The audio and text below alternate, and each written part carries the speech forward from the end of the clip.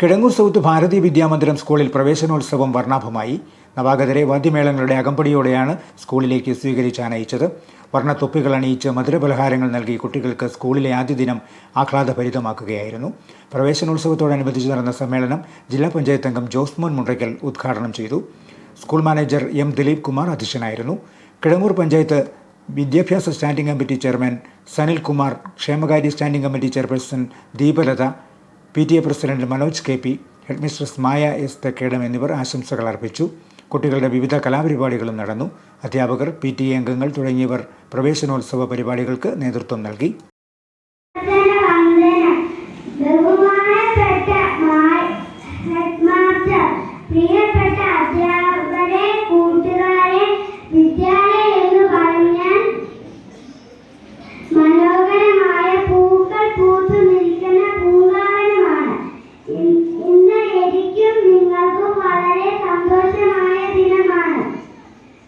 അറിവിന്റെ വെളിച്ചം തേടി നമ്മൾ ഇറങ്ങുകയാണ്.